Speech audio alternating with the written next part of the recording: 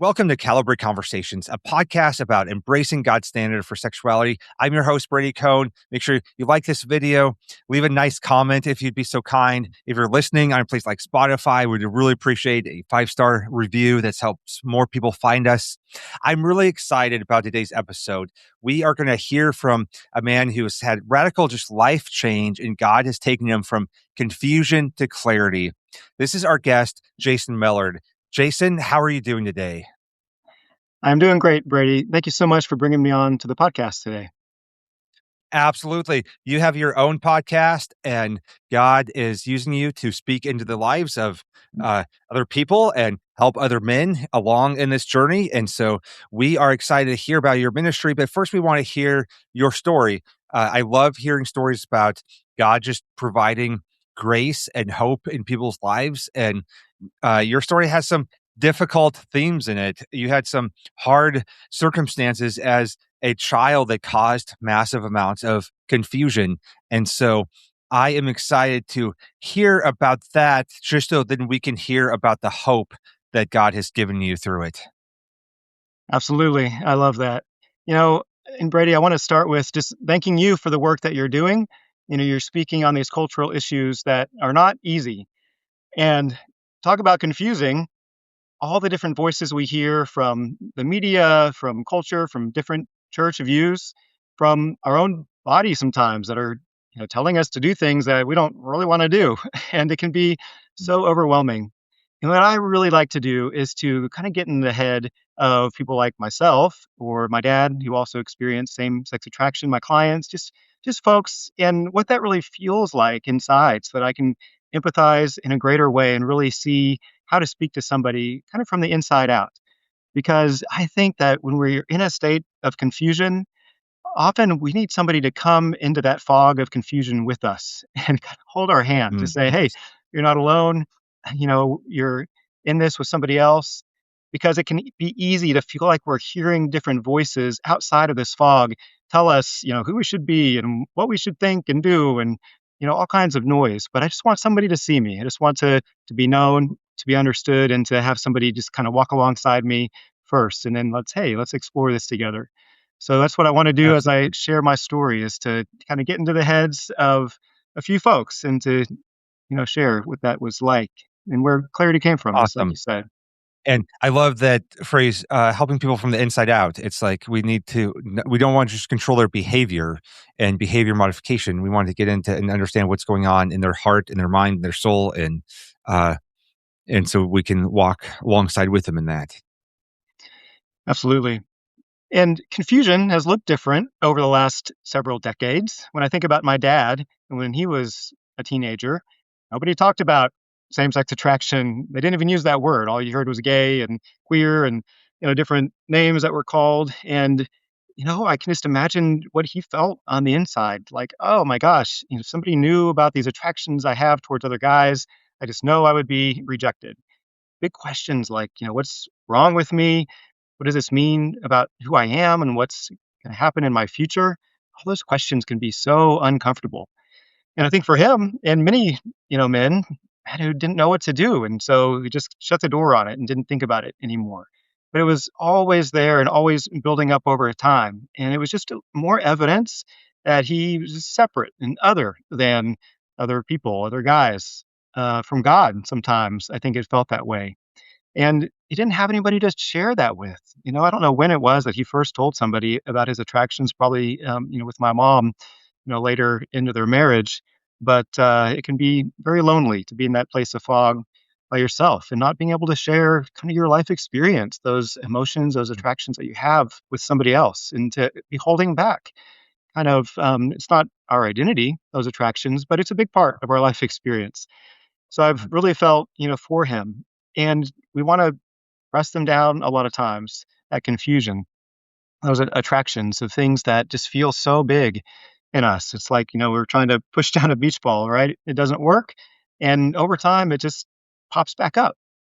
And so, Mm. that didn't work for my dad after a while. And when he became a pastor, we went to this little Baptist church, and he had that just come out sideways. He ended up looking at porn quite a bit and acting out with other guys. that led to moving away from being a pastor. And, all of that just came up. And you know, it was hard for him in that time to say, okay, I tried to push this down on my life, but I can't ignore it. And I don't know what to do. And he didn't have somebody, walking through him that whole time. He had a lot of people yelling at him, or at least I think that's how he perceived it. Often, maybe somebody is Mhm. speaking from outside the fog, just like, hey, here's some truth, but it feels like yelling. And I think, for so long he felt that shame over his attractions, over his sin, whether it was from other people or that he interpreted God as somebody that was disappointed and distant from him. And it was easy to try and escape, just to, take care of that pain. But over, Absolutely, and when we yeah. keep those secrets, the enemy blackmails us with them, and they grow in our head, and we start to believe lies about ourselves, and it just escalates. It's like a snowball rolling down a hill when we have these desires, and we're in a place where we don't think that we can tell anyone, and Mhm. the secrecy never helps us.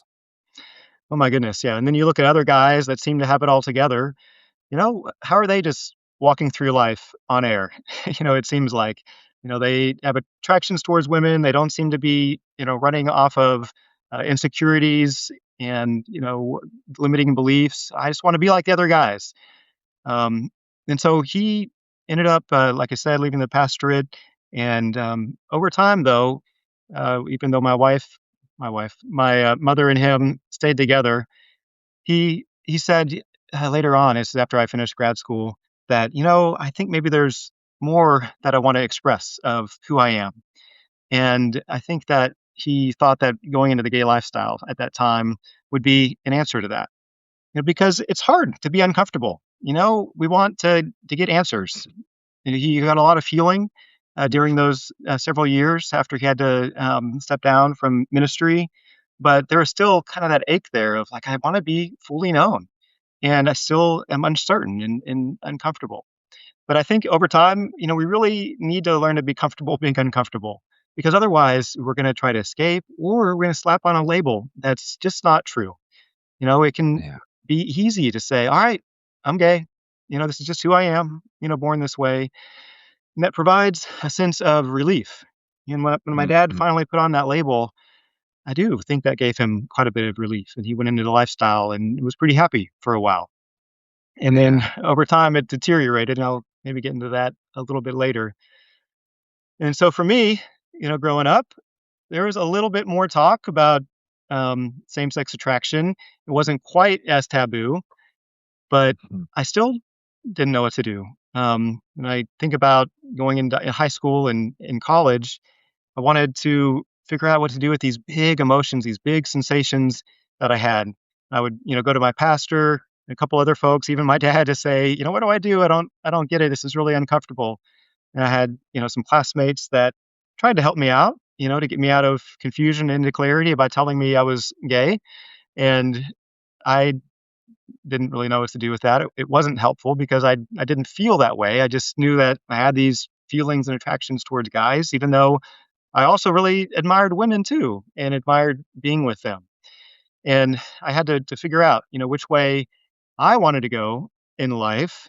Just about the same time my dad was trying to figure out which way he wanted to go in life. And so it's really interesting to kind of parallel the direction that he took versus the direction I ended up taking, which was to marry a woman and, grow a family.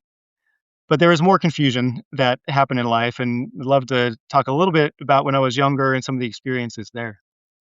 Absolutely. And so, yeah, so you're growing up struggling and your dad is struggling at the same time. And he later, just came out of the closet and, uh, started to live as gay and accepted the label and the lifestyle.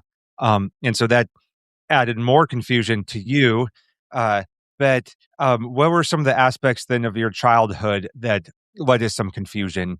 And I want to clarify that sometimes there's like very like sexuality is so complicated. Sometimes there's uh very specific things in our life that we can pinpoint in detail. It's like, okay, that event, that relationship, that dynamic definitely aided in my same-sex attraction and confusion and spiritual, emotional confusion. And then sometimes it's a little less clear. And so, uh, I don't want to pigeonhole anyone and say, oh, you have to identify exactly what caused all your confusion, and it might be very helpful for a lot of people. Um, and But we don't want to make assumptions that there's very specific things in someone's life that they need to try to pinpoint. But in your life, there were some specific circumstances in your childhood that did really give you a lot of confusion. Yeah, and that's a great point that you made. I'm not all about saying, okay, this is the formula for how you develop same-sex attraction. There are certain patterns, and for me, it was helpful to understand what Absolutely. some of those Yeah. patterns were, but it's not a requirement to figure that out. I do think, though, that I thought another man was gonna be an answer to some of the confusion that I felt. If I wasn't sure where I belonged in the world of men, maybe this other guy, if he invited me in intimately, was going to settle that confusion. I wouldn't have to wonder anymore. Do I belong? Do I have what it takes, to be a man? Am I gonna be okay? Because he would say, "Yeah, you're in the club." And it would Yeah. feel so true in my body Mm. if we were intimate together and engaged in that way. I just wouldn't believe anything else, I think. Yeah, absolutely. And it's like for those of us who've dealt with same-sex attraction, are some people have mistakenly thought that like we're rejecting women in some way. And I mean, I've talked to hundreds of men. It's like, no, usually our issues aren't with women. Our issues are with men, and this disconnect that we have with men. And I've always described it as that men felt like such a foreign creature to me. It's like, and I was like mystified by them. Like, I don't feel like I'm quite one of them. And I think, a lot of then kids growing up today are much more pushed towards like transgenderism. When we were growing up, that wasn't really an option like it is today, even though there were some people who struggle with that. Uh, then it, you know, when you felt like ostracized by men or just like I don't belong, but there's this fascination with them and you deeply want to connect with them and you want to feel a little bit exposed and uh, vulnerable and accepted. And this, emotional sexual connection is a way of doing that ultimately doesn't work and it's obviously unhealthy. And as Christians, we believe sinful. But so how did that how do you see that develop? What were your views of men? What gaps did you have with them that your heart really wanted to Mm. fill in some way? Well, I think you hit the nail on the head there. Men were always so mysterious to me. Mm, It took a while for women to become mysterious. I had a, mm, a mom and a sister. I feel like I was around women a lot, and I was like, okay. But I was really just trying to get past the hurdle of figuring out what it means to be a man. And I think everybody goes through that. But I think maybe a lot of guys check that box off a little sooner than I did. yeah. By the Mhm, time puberty hits, they're like, all right, I'm bored with my buddies here. What else is out there? And all of a sudden, women are coming into their femininity and they're like, oh, who are these creatures? And they start to get mhm, curious and mysterious about them. But yeah, guys were just so puzzling. How can he walk around with such confidence? How does he always have something to say? How can he throw a ball and it actually get to where it's supposed to go? mhm, mhm, How can he just laugh and express himself in a carefree way and not worry about what people think?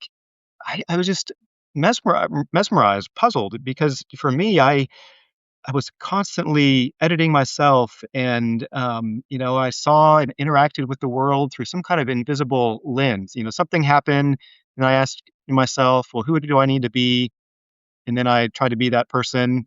And then I'd mhm, go out and filter, so much. I was never actually present in life. And I learned that so early on. It just kind of was baked into who I was. And I look to other guys to constantly say, who do I need to be? And I think my my sense of self wasn't fanned into flame in a beautiful way, growing up. I didn't have a lot of folks in my life, and specifically with my father, that said, "Tell me more, Jason. Tell me all about yourself. What are you excited about? What gets you jazzed up? What are your interests, and how can I really support you in that? And just what do you need? From me. Let's talk about it. Somebody to get on my level and just say, I like you just for who you are. And I I'm just so glad, that you are mine. And he would say, beautiful words and say, I love you. He was good about saying that. But I wanted somebody, to really be present with me where I didn't feel like I had to say just the right things. I didn't have to tiptoe, that there wasn't a Yeah. time constraint, that he had all the time in the world for me. And I think I really needed that to be able to kind of launch off, whether it was into elementary school for the first time or, into high school or off, going into college and beyond with the sense that, you know, somebody's got me. I've got somebody has my Mhm. back and I can, move into life with greater self agency. Yeah. Just a sense of security and, you know, I think that I know that you have so much grace for your father and, maybe you can share a little bit more about, where his choices took him versus where your choices then have taken you. But you have so much grace for your father, and I appreciate that. But, some of our dads just didn't grow up being taught how to have emotional connection and being able to talk about feelings, and they loved us. They just weren't ever equipped to, uh, see us and connect with us deeply, and then that affects different people in different ways. And so you can have two brothers who grew up in the exact same environment with the same, maybe, emotional dysfunction, abuse, whatever it is in the household. One of them develops same-sex attraction, one of them doesn't, but he responds differently to the same set of circumstances because he has a different personality and a different heart. And for some of Mhm. us, our hearts responded to our circumstances in a way that made us gave us certain insecurities. And uh, Mm. but then maybe our brother, uh, I don't think that you have a brother. I think you have a sister. I have a brother, but gosh, we grew up in the same environments, but our hearts respond differently. Mm. And I developed same-sex attraction. My brother didn't. He had his own set of issues. I have my issues because we're different people. And so we responded to the same unideal circumstances differently. And Mhm. that doesn't mean it's better or worse, but we all have our own lies and confusion to work out and to try to understand. Yeah, for sure. And, we don't respond to what happens to us, we respond to the meaning that we give it. And, I can look at the things that happened to me in my life, whether it was sexual abuse from my father, this emotional disconnection, like I shared about. And, those things were really tragic. But I think um, the response that I had to it, I didn't know any better as a kid, just whatever pops in your head, you just go with that. But maybe it was through the lens of my, certain temperament that I just said it, oh, what's wrong with me? And that's not uncommon for kids, of course, by any means. When know, in the reality, it was about dad, but I took it on him, of myself. Like, I just told my dad that I didn't want him to touch me in that place anymore. And he said, "Well, okay, then I guess we're not going to touch at all, and we wouldn't hug for a couple weeks."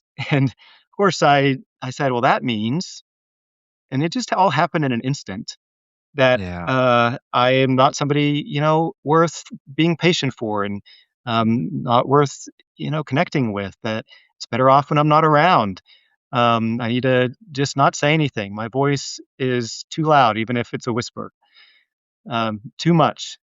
And those are the things that impacted me, for so long. And I think I would live out of those beliefs, like I need to stay on the sidelines. I can't, speak up too loudly. People are not better off when I'm around. And those things felt so true that when I saw other guys or other people, acting in a way that didn't seem aligned with that belief that this was integrated into me. I was like, huh, how do they operate that way? And that was so much of what that mystery was. But the enemy is great at taking those places of vulnerability and speaking lies into us. And it takes a lot of time to start to unravel and uncover those lies. And then, once we do, it still takes more time for them to begin not feeling quite so true. Mhm. That's something I work Yes. on with my Yeah. clients. Is like, okay, we know the truth, we know the high school answer, we've uncovered a lot of this stuff, but how do we like integrate it so that it feels more true? So we're not wasting energy trying to live out of something that our body and our nervous system doesn't believe is a fact. Yes. It's, when we understand the lies we believe, it's not just a one time, light bulb that goes off and then it's gone. We have to work throughout our lifetime to not go back to that belief and not let it affect us. And sometimes we have to go back and continue to re examine and remind ourselves of the gospel, remind ourselves of the truth, remind ourselves of who we actually are. Yeah, for sure. And you want people that know you the most. You want your parents to remind you who you are. But it felt the opposite. And my dad was a pastor, like I said, of that little church, and I learned a lot of things about God that was head knowledge. But what I really wanted to catch is that, man, God just wants to hang out with you. Jason, God thinks you're really cool. How could I catch that if I wasn't getting that from my dad? And even Yeah. my mom, who is just beautiful, but often, she contributed to wanting us to all not be too much together. Tiptoe again around dad, who was a little bit, an explosive personality. So, but yeah, we want to believe that God is somebody that didn't just, create us to not sin or to, do the right things, be a good Christian, smile all the time. That's what I thought God wanted of me. But, he put unique things inside of each of us that he is excited about allowing us to unlock, that he can unlock when we just say yes to him and what's possible when we choose to believe what is true about him and about ourselves Mhm. and about our future. And I like to think that, he's not just ahead of us on the path, leading us and saying, hey, follow me. Of course, he is. He's our Lord and Savior. I'm following him, but I think even at the same time, and I don't know how this works, God, he's everywhere, right? But he's right next to me holding my hand as well, saying, hey, we're in this together. Let's partner. I'm not going anywhere. And that is so cool to me that when I talked about that fog of confusion before, that's what God does. He just walks right into that fog. And there can be so much beauty about that fog. Confusion doesn't have to be something that's scary or that we judge or that we just want to go away. But, confusion gives us an opportunity to slow down a little bit. When we're in fog, and you're driving, you got to slow down so you don't run into stuff. And maybe that causes us to look a little bit closer. That fog requires us to get a lot more clarity over what is true. And there's so many different competing things, whether it's the words of my, father or what I felt like that meant or the lies of the enemy, when I kind of slow down and say, hey, wait a second here, I'm going to get really clear on what is true. And then I think also it means so much more when you're holding somebody's hand in that place of confusion or fog than it would, in sunshine and you're all just walking together. You need them. If they know where to go and they're in the fog with you, I'm just not going to let go of their hand. I think that's the place that God wants us in so much of the time. Absolutely. That gives us a great vision for walking alongside people. What so let's go back to your story a little bit. And so your dad was a pastor, there was some abuse involved. Then the same-sex attraction developing. How did that atmosphere uh um, affect how you viewed God, right? And just, I mean, that's not a very good experience of Christianity, Yes. growing up as a pastor's kid Yeah. with kind of an abusive father, uh, and your family usually then your family is pretending, and your dad isn't living in any type of authentic, real repentant Christianity because he's putting on an image so he can maintain his job as a pastor, I'm assuming is kind of how that usually goes. Uh, so how is then your that just affecting your view of God? And I think it's remarkable that you then end up choosing God and not your desires. And so, but tell us a little more about that process. I want to contrast two different doors. One is the front door of the church that we were at, where my dad would stand there after a sermon and he would just greet people on the way into church, but then on the way out, people would talk to him and say, thank you, Pastor Charlie. Really enjoyed that message, and he would interact with them, and it was just a kind of a beautiful atmosphere. But then there was his bedroom door at home that we he would have locked and shut. It would be on the inside of that, looking at porn, gay porn, and I was on the outside, you know, not good enough apparently. And I think the contrast between those 2 doors, and that's just conceptual for that experience of, what other people saw of him versus what I experienced and what his family experienced so much of the time was very hard. I wanted to be on the inside of the door, and sometimes I was in a bad way. He's like, "Hey, Jason, come here," and that was, really confusing. But I don't know what was worse, not being let in or, being let in and having, Yeah. see things happen that weren't helpful. Yeah. And so many, kids who experience some type of abuse, one of the confusing aspects of it is that some of them part of their heart likes the attention, right? And so in some cases, and I don't want to put everyone in a box, but that can be so confusing on like, I want my dad to notice me and I want to feel cared for by him. So then when it's done in a perverted, abusive way, that adds to the really the just confusion and chaos in someone's heart. Yeah, for sure. And I remember, one time it was just my sister and I in the house, and they were gone, and, we found a briefcase under their bed, and there was a key that was in his dresser. We found that key, opened the briefcase, and it was magazines of guys. And I don't remember going through a bunch of them, and I don't remember them being super X-rated, but what is seared in my memory is this image of a very attractive man in a soaked white T-shirt. It's kind of a white T-shirt, a wet T-shirt contest type thing. And I thought, that's the image that my dad is looking at when he's inside, locking himself in this room. Mm. And so, yeah, again, it brings up all of these questions that come up. Like, is that how I'm supposed to be? Do I need to look that certain way? Do I need to have the strength that that person does? That expression, which I didn't quite understood what that meant. Um, but I know that God is not a God of confusion. Talk about a contrast there. He is a God that comes towards us. He's got an open door policy all the time. And it took me a long time to learn that, because I just put my father's face on top of God. It makes a lot of sense that you would do that, Yeah, and I did. absolutely. I thought if my dad was disinterested in me, then probably God was too. And I really believed that I was kinda on my own in life. That maybe God could help me, but he didn't really care. Or maybe he wasn't strong enough. My dad wasn't very strong. So maybe, God really couldn't, do something for me, even if he wanted to. I don't know that I voiced that out loud, but that's if you look at my behavior, that is what would be reflecting some of those views.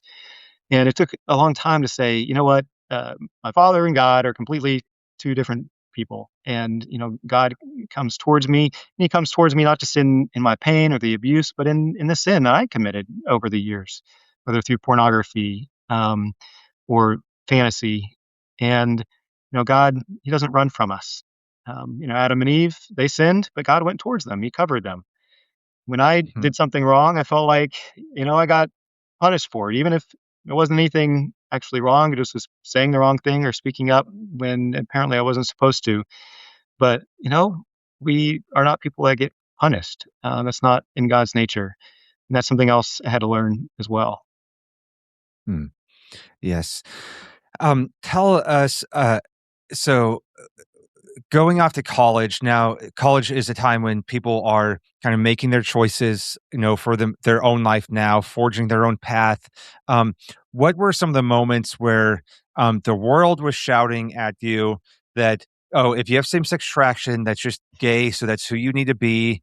That's what they tell us, and you can be, that's where authenticity happens, and you can be yourself, and that's who you are. But then you ultimately didn't believe some of those lies, and you took a different path than your father did, and then the world tells you to. And so, what were some of those moments of temptation and the enemy dangling the forbidden fruit in front of you and telling you that it'll be okay? Uh, Yeah. but God gave you through His grace gave you clarity. Yeah, absolutely. At first it just seemed like, my body, my nervous system all of a sudden brought up these huge sensations and emotions that I hadn't quite experienced on that level before in college. I just couldn't ignore it anymore. And I think it was like, all right, Jason, you think connecting with guys is going to be the answer to feeling separate and different and, not having what it takes? Well, we can really connect, with somebody beyond just being friends, or admiring them. And that was super scary. I didn't know what quite to do with that. And then I remember, one guy in college, almost as flippantly, he said that I was gay. This was, different than another time where when two guys sat me down for dinner and had a more serious conversation about it. But so I asked the guy, well, why do you think that? And he said, well, because of that jacket you always wear. And I guess I had this like leather jacket that I thought was just super cool. And I thought, made me like one of the guys.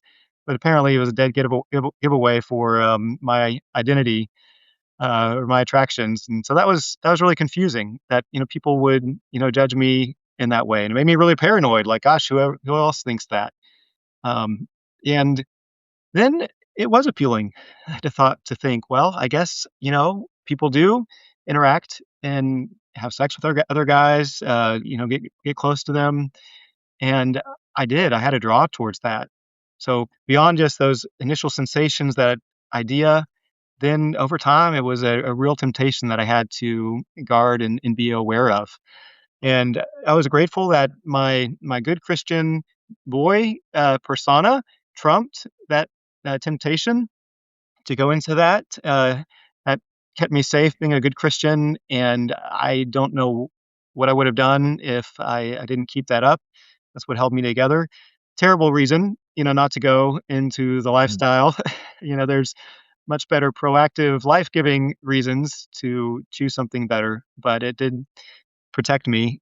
I also knew that somehow going in that direction was gonna put me into a black hole that I wouldn't know how to get out of. I just knew that it was gonna make me feel, uh, you know, something that I wanted to feel so badly, and I was gonna get to escape some really uncomfortable feelings at the same time, but I knew it would just be covering up and covering over some of the things that were deeper going on within me that I knew I had to deal with, somehow. And and so I just was afraid to go that direction, and I didn't dive into that. But I did struggle with porn. I did, have romantic feelings for a couple guy friends, and that's really tough to try and navigate what that is going to look like. And can I be a friend to a guy in a really healthy way and go deep with that, or is something broken and really wrong with me that I need to fix, pretend isn't there. There's so many things that were hard enough as a kid without then having these same-sex attractions come on the scene and add that to the list of things that cause me to feel, separate than other people. So, enemy is real. Spiritual warfare is a real thing, and he's constantly trying to take us out of the running. So, even though he wasn't able to get me to dive headfirst into the gay lifestyle, he was able to keep me at bay from really Mm. making Yes. progress towards the kingdom of God and not burying my talents in the sand by just putting on all kinds of different masks around all kinds of different people and Mm. playing the right role that I felt I had to play in life. Somebody recently Yeah. asked me, Jason, what's your goal for your clients? And I think he was coming from the place of, well, probably just making sure they don't sin, right? But I said, my goal is so that they won't bury their talents in the sand. I felt like I Mm, did that, so much of the mhm. time. And I could do that by, jumping into sin, which is just choosing anything besides God for what only He should be providing, or, playing some kind of role as the perfect Christian. And, that's hiding my talents in the sand. When first I have to acknowledge that there's something special there, dig them up and then live them out courageously. Absolutely. That is powerful because I see so many men where they're really just paralyzed and they, maybe don't give into the lifestyle. Maybe it's they're doing it somewhat secretly. Maybe it's pornography. Maybe it's just attractions that they're dealing with. But uh, they play the part of a good Christian man, and but it paralyzes them. I love that analogy of burying their talents, and they're never able to then fully come alive and live for the things that God would have them live for, and make the impact on the kingdom that they're able to, because they're living in fear and shame and hiding because they're afraid that someone will see what's going on inside of them. And it becomes about behavior management and not actually dealing with what's going on in their heart. Yeah, and that's not life-giving. I heard somebody ask recently, I think it was on a podcast, they talked about, "Are your goals that a dead person could achieve?" And they use different examples for that, and some I might use are, "I want my same-sex attractions to go away. I don't want temptation anymore. I wanna stop using porn." And, that's fine to have those, desires, but don't we, really want something greater than that? Those can be protective, those Yeah. can maybe help us out and help us to feel safer, but if that's our only goal, then that's missing so much of life. Like, I wanna be somebody that in the place of temptation, in the place of confusion, I can choose something that is true and make steps courageously with that. And then I can have, goals that are even bigger than that. I can say, how do I want people to feel when they're in my presence? How do I want to communicate life to the people around me? Not in some fake way, not memorizing Yeah. some script, but getting to a place where I feel fully accepted by God. I'm okay with who I am as a work in progress, that I can love life right now. And from that place, how do I truly want to give? So I think it's Yeah. okay to deal with Because the then hard you're in a stuff, place but we where also have to have something pulling us forward. absolutely, because then you're in a place where you can actually be life-giving to other people, because it's not about just my own earning something from them, trying to be accepted of them, putting on an image for them, or hiding in shame from them.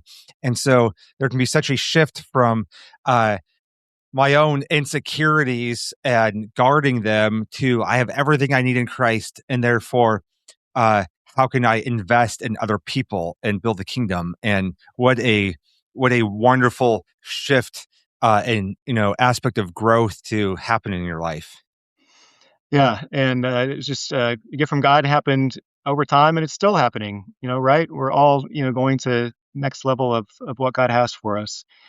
But, kinda go back to college, somehow I got through that.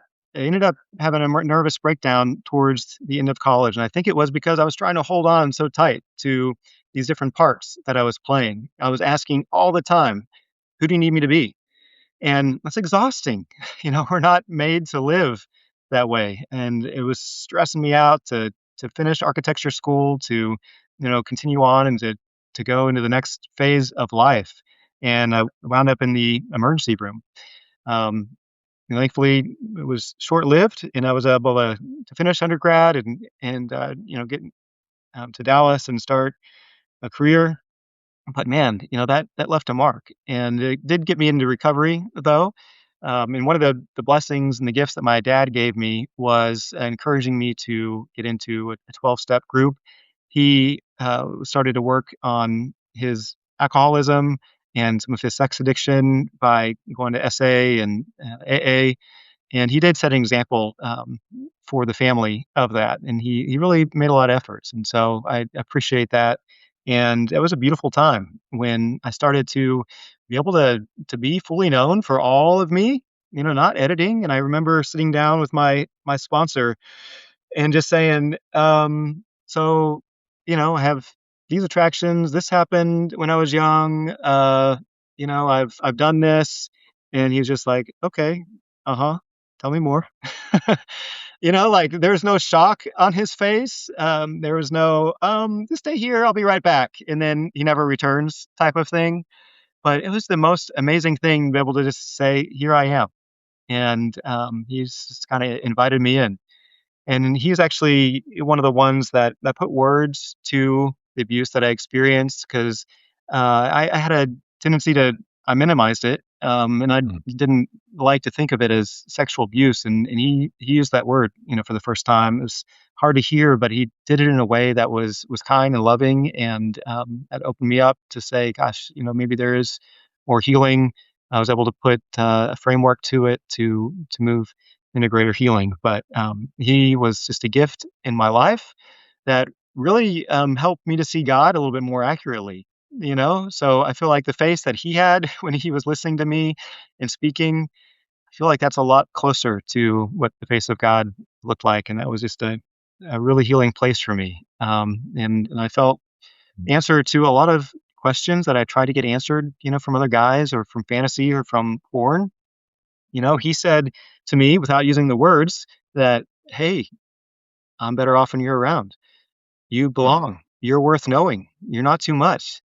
And we have the gift to give that to people. We can Wow. help it to feel Really some more true. life-giving words.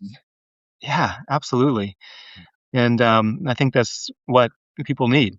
So if you have a loved one that is in a place where maybe they're just experiencing a lot of confusion, get alongside them, be in the fog with them, and understand what their big questions are. And it may not be whether I should go into the gay lifestyle or not. Maybe that's one of them, but there's probably a lot more that are underneath that they just want somebody to be able to answer with yes, yes, I see you. Yes, you're enough in Christ. Yes, people are better off when you're around. Um, and so then, as I kind of moved forward in my career, I got a lot steadier by going into recovery. I did go into a small group counseling session for a period of time for men who were sexually abused as children, and that gave me a lot of power, a lot of steadiness, a lot of clarity, so that I was able to go and have a meeting with my dad and tell him, "Hey, here are all the things that I remember. Here's how I believe that they impacted me."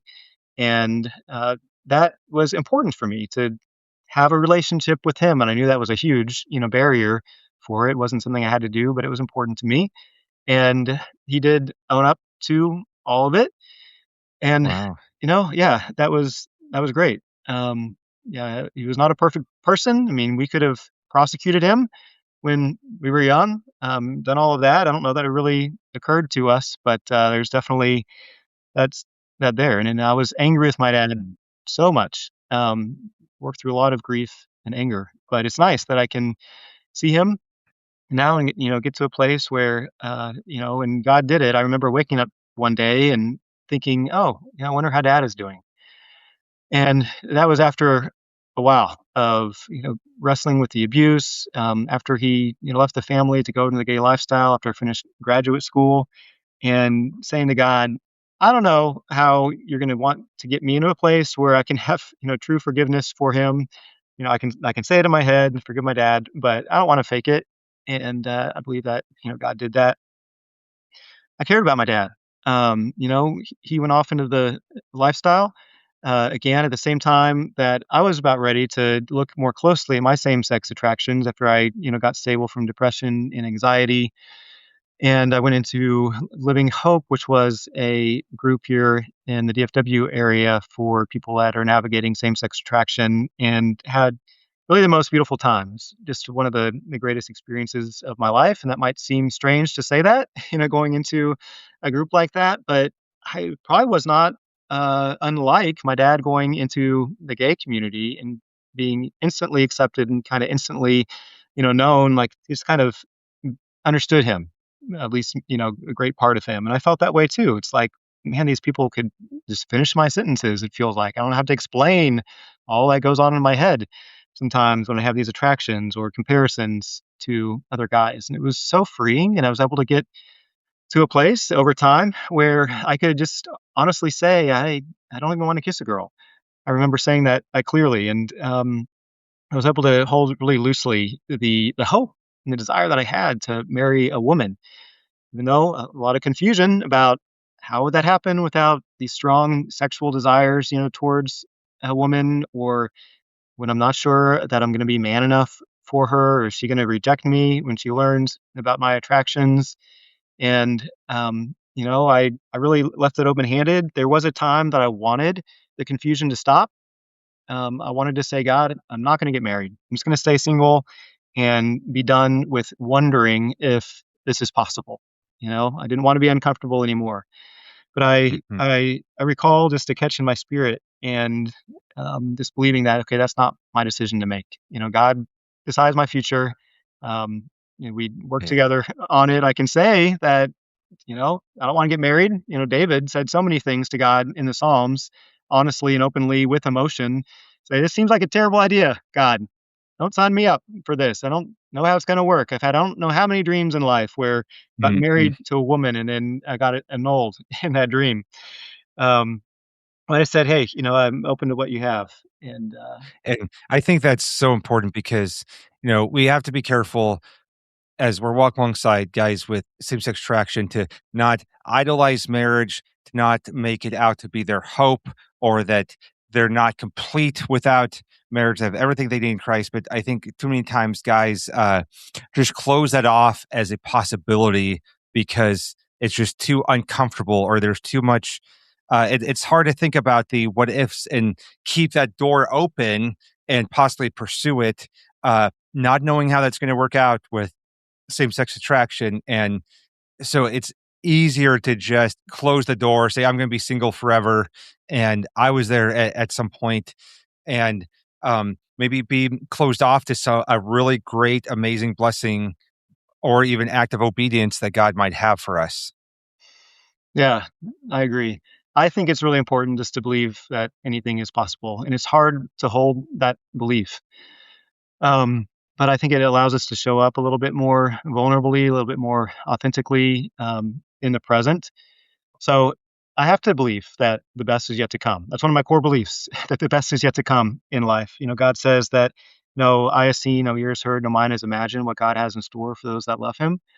So I may say, God, I want to be married to a woman, and if that's what He has, He's just going to give that right back to me. And if that's not what He has, I have to believe that it's going to be something even better, because I know that that verse is true. And when I believe that I have a compelling future, even if I'm not sure exactly what it is, I can imagine some beautiful things and give those to God. But I think that allows me to show up more fully alive in the present. It gives me, greater energy and capacity to do some of that deeper work that we can do when we are working through some of the hard things in the growth process, looking at our past and our beliefs and our feelings. I think that's just a requirement. That's what a lot of my work is, along with honoring our story and finding our voice, is charting a future of purpose and possibility. I think that maybe is a piece that's missing sometimes in the working with guys. A lot of the same sex attraction work is around trauma, which is Mm. absolutely necessary and powerful. It was for me, but I think there has to be a lot of work done on imagining a beautiful future. Uh, Yeah. and I think What are you working towards and not just working against? that's correct. Yeah. Yeah. That's that's great. Uh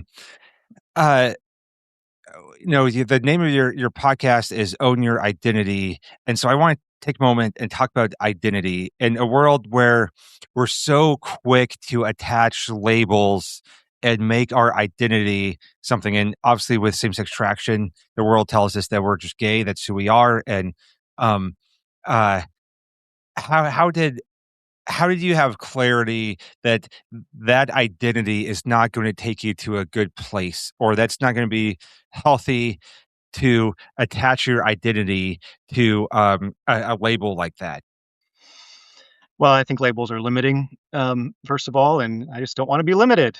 So I had somebody recently, say that I was in a mixed orientation marriage, and I just felt Yeah, like, I gross. hate that phrase. It's Oh my like, gosh. gosh, because it's like, even though sometimes I still have hints of same-sex attraction and I have to explore that, take it to the Lord, it's like, that's not my orientation and who I am. It's like they're pitting me and my wife into these completely different worlds, and so it's like, no, like, please do not use mixed orientation marriage to describe us. And I just say that because that's fairly recent, and so I remember what I felt in my body, like this tightening, a closing up, like type of feeling, and that's how I felt too when I thought about taking on a label of gay. It just didn't feel good to me. I wanted to say I'm a man, and I experience same-sex attraction. I do. I think it's really important to view these sensations, these romantic feelings, these patterns of thinking as experiences, that we're having. Something we can observe. They don't get to tell us, who we are or what to do. And I get to say that, my identity is in Christ. My um, coaching, program, Own Your Identity, a podcast, it has two meanings. And one is the deeper meaning is who I am in Christ and really getting clarity on that, knowing what that is and owning it. And the second is a little tongue in cheek. It's like I get to own my sexual identity. Nobody gets to tell me that I'm gay. The culture doesn't get to say what I get to do. My body doesn't get to tell me what my orientation is. I'm in charge. And, as a believer in Christ and somebody that's smart, I'm going to let God put his hands on mine as, we chart my course together. But I think it's really important that we don't allow our attractions to feel so big. And that happens so much of the time. That's one of the biggest things I work on first with guys is to look at the story that they're telling themselves or allowing the enemy to tell them about what their attractions mean, about who they are, how God sees them, and what's possible in life. Because it's not necessarily those sensations or those feelings themselves, but again, it's the meaning that we give to them. It's like I said earlier. And when we give them the power, rather than saying that, we've got the power, Christ has the power, then that's where we Yes. get upside down and it feels overwhelming. Absolutely. And we tend to make everything in our life and our walk with the Lord evolve around that. And, number one goal for so many guys is that deal with same sex attraction, make it go away, whatever that looks like. And they're really, really stunted because they're giving it more power in their life than they need to. And I've seen that, we need to grow in all areas of our life. And when we're hung up just and hyper focus on that one area, it really can really stunt our growth and our relationship with God. And it's not a very healthy place. And so we don't want to completely ignore it, but we also don't want to just hyper focus on that one area of life. We're so much more than our sexuality. It's a big, big piece of us. Yeah. There has to be some wisdom and some healthy balance there. Of I'm not going to ignore that. I'm going to press into it. I'm going to seek the Lord in this, seek wise counsel, counseling, whatever it is. But I'm so much more than these feelings I'm having. Yeah, absolutely. And sometimes we don't even realize how much we're letting them affect our life. I created something called SSAquiz.com that allows us to understand the impact that our story that we're telling ourselves about our attraction is having on our courage, energy, influence, productivity, clarity. And those are really important pieces of being an effective, powerful person in life. And it's really been great to hear the impact that simple quiz has made on guys to say, "Gosh, yeah, I didn't Yeah. really think about this area of my life being impacted so much." And then I give Well, them I just different brought it tools up, to follow and I will fill out the quiz it. sometime soon when we're done. Okay, yeah, perfect score is a 75. Just Mhm. FYI, so let me know what you get. That's Uh, good. Yeah, but it was really cool to create that. I don't think there's anything out there quite like it, and it's really powerful to be able to say, okay, gosh, I see kind of where I'm at. This is not a quiz that says how attracted you are to other guys. It's about how much you're allowing that to to impact how you show up in the world.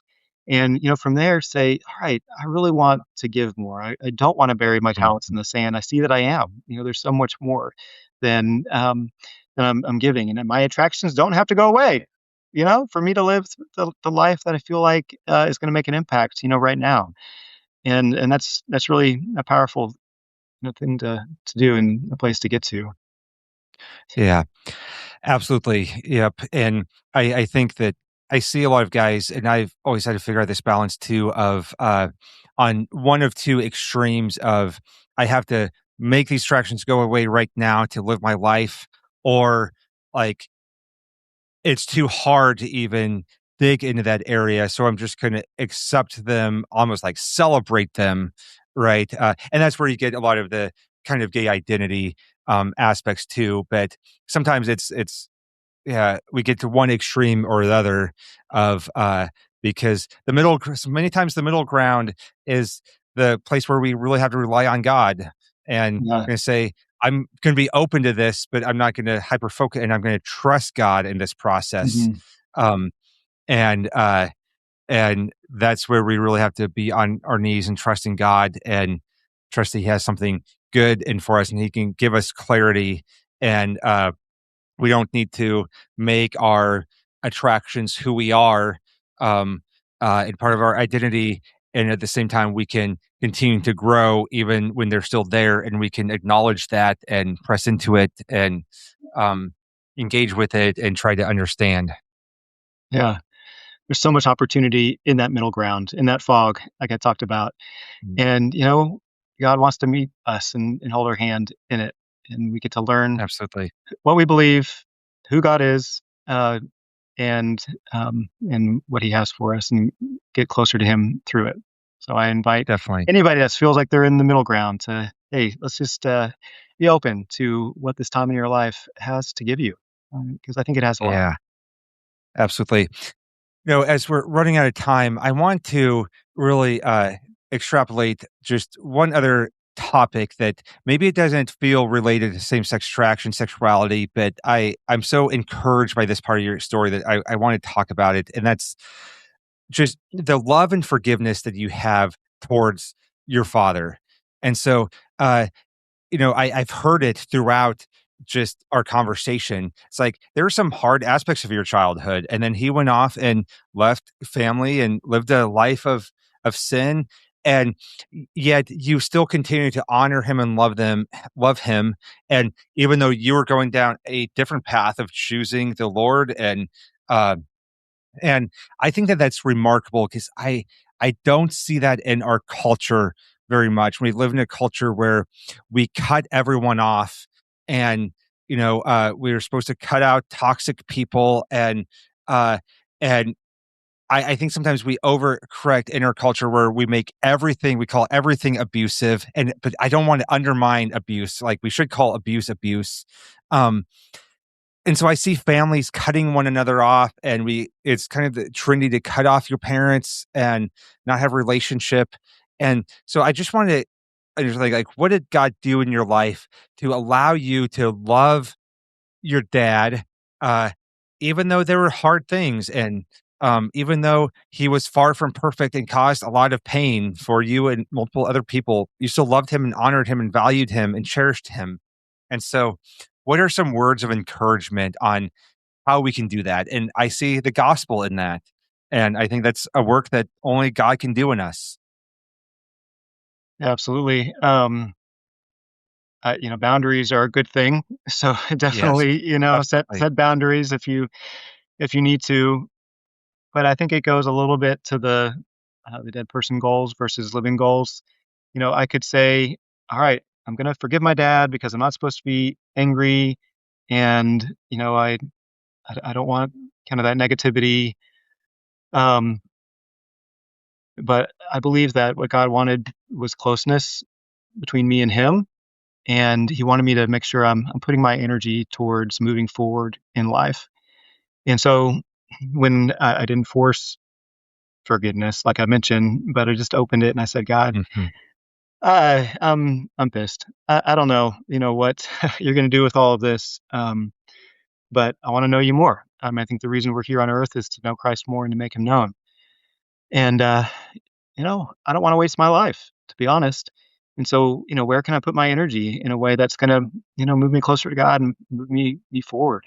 And it wasn't going to be sitting, continually upset and dogging on my dad. It was going to be choosing love instead.